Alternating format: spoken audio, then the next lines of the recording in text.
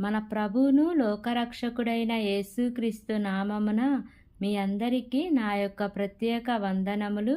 ఈ ఉదయకాల సమయమున దేవుడు మనకిస్తున్నటువంటి వాగ్దానమును చదువుకుందాం. 95వ దావీదు కీర్తన 7వ వచనము.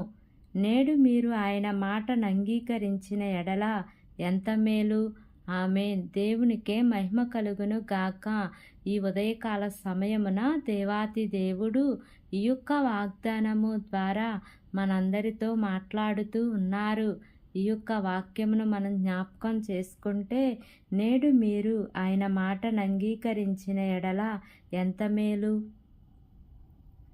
మేలులు మన జీవితాలలో చూడాలి అన్నా, మనం ఆశీర్వదించబడాలి అన్నా, మన జీవితంలో ఏదైతే ఆశపడుతూ ఉన్నామో ఆ ఆశ నెరవేరాలి అన్నా, సమస్తమును మనము అనుభవించాలి అన్నా, కేవలం దేవుని యొక్క మాటను మనము వినేవారిగానే ఉండాలి.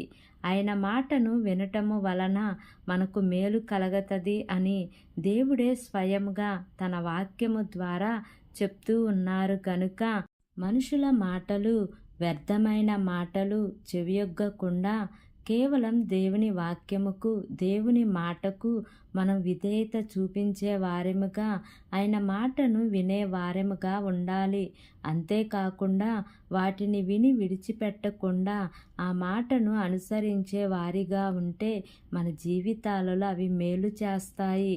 మన బ్రతుకులో అవి ఆనందాన్ని కలుగజేస్తాయి.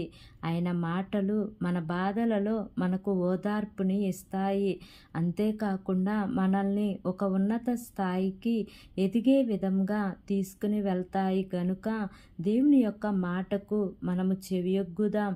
ఆయన మాటల ద్వారా మనం బ్రతుకుతాం.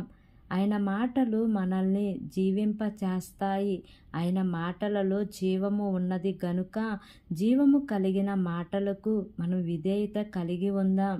ఆయన మాటలను మనము ఎన్నడూ త్రోసివేసే వారెముగా కాకుండా మన బ్రతుకులలో మనం మేలులు చూడాలి అంటే కేవలం ఆయన మాటకి మనం విధేయులై లోబడి వాటిని విని అనుసరించే వారెముగా ఉందాం. ఇంకా అనేకమైన మేలులు మన జీవితాలలో పొందుకుందాం.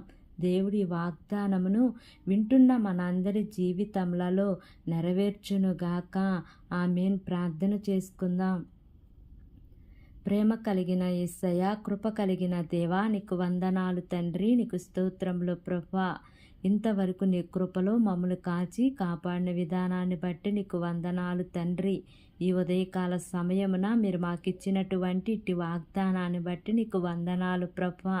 వింటున్న ప్రతి ఒక్క బిడ్డ జీవితంలో ఈ వాగ్దానాన్ని నెరవేర్చమని మిమ్మల్ని వేడుకుంటున్నాను ప్రభువా.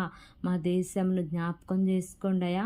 దేశమును పరిపాలిస్తున్న ప్రతి అధికారుల కుటుంబాలను, దేశ ప్రజలను జ్ఞాపకం చేసుకోండియా. వారందరికీ మంచి ఆరోగ్యంను దయచేయండి అయ్యా. వారు ఏ పని చేస్తున్నానో ఆ పనిల అన్నిట్లో కూడా యేసయ్యా మీ యొక్క సఫలతను ఉంచమని మిమ్మల్ని వేడుకుంటున్నాను ప్రభువా.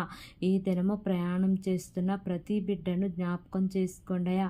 వారి యొక్క ప్రయాణాల్లో క్షేమాన్ని ఇచ్చి నాయన సురక్షితంగా గమ్యానికి చేర్చమని నా యొక్క ప్రార్థన ఆలకించి అంగీకరించమని నజరేయుడైన యేసు అతి పరిశుద్ధ నామమున అడిగి వేడుకొని పొంది ఉన్నాము తండ్రి. Amen, amen, amen. Praise the Lord. God bless you all.